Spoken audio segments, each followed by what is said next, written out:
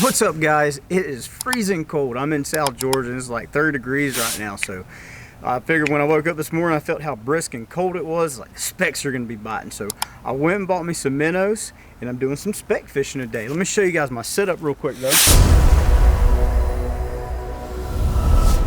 This here is the PC Fun Viper X reel. It's a new reel that they recently come out with. It's a 1000 model. It's really sweet for, I use it for drop shotting, I use it for brim fishing. Today I'm using it for speck fishing. And I've got 6-pound monofilament on here. I have a 7-foot cherry wood rod, medium action, medium light. And I've just got me a little cork with a small weight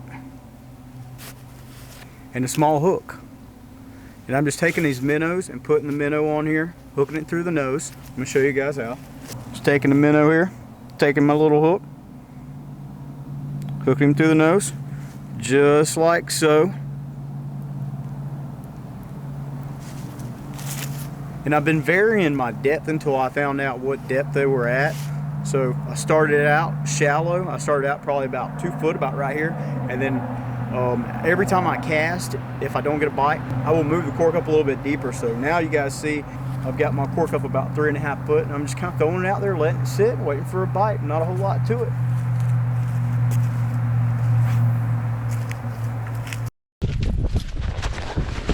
Looks like one took my cork under, guys. Now these specks, they have got a very soft mouth. That's why they call them paper mouth. So whenever they take the cork under, I don't really set the hook hard. I just kind of reel in my slack. Woo-hoo-hoo, he's fighting good. This might be a bigger one here. I just kind of reel my slack in and tighten it up on him. Because if you jerk that rod, most of the time, I'll pull the hook out of his mouth. Yeah, he's a good one. All right, that's a little bigger one there, guys. That's a little bit better. Ooh, ooh, ooh. Don't get the camera wet. That's a little bit better one. Check him out. Now there's a ton in here that are this size. The minnows that they just happen to have are really small minnows. I like fishing with bigger minnows if I can. Let's see how many we can catch today. Oh, just take it under again.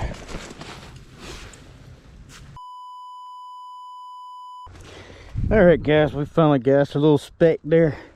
He's not that big, but he would make some good dinner if we had a bunch of them. We are not eating these though today. We're throwing them back. I'm not gonna eat them out of this pond until I know the population in here is strong enough to eat them. Because right now, these past couple of years, there's so many that are pulled out of here. They're kind of difficult to catch. Let's throw him back. Sometimes they've been biting as soon as it hits the water. Sometimes it takes them a little while to find it. So what I've been doing, I throw my cork out and let it sit, and while it's sitting, I'm doing some bass fishing or throwing some other baits trying to catch some speck. Got it out there. I'm gonna let it sit. I'm gonna see if I can't catch me a bass or something.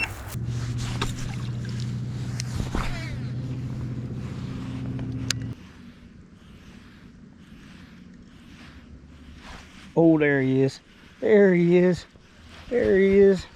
I got him, I got him. It's a bass, it's a bass. Well, I caught me a bass with a Fritz-side 5. I've been catching fish with this thing everywhere. Everywhere I go.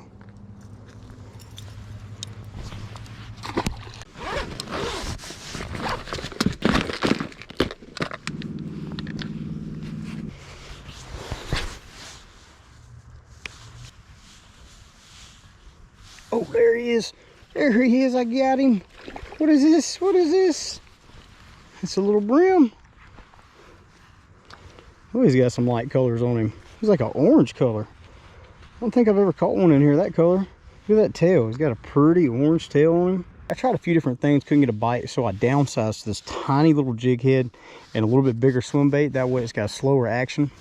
I can reel it a little bit slower. And it seems like that is what these fish are wanting, something really slow right now.